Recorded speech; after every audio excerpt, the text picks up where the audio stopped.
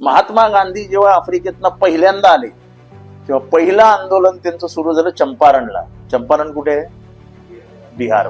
अहिंसा आणि non cooperation असहकाराची भूमिका घेतली आणि चंपारणचं शेतकऱ्यांचं आंदोलन सुरू झालं आणि ब्रिटिशांना तो पहिला धक्का बसला.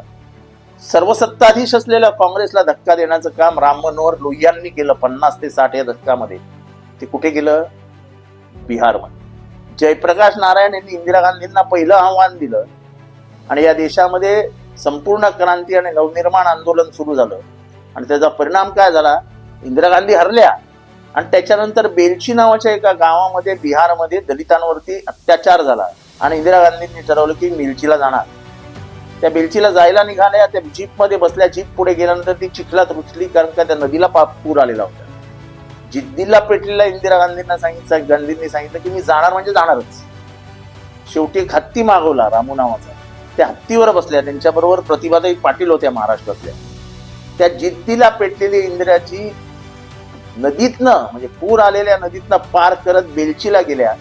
तिथे हजारोनी दलित बांधव उभे होते. त्यांनी त्यांचं स्वागत केलं.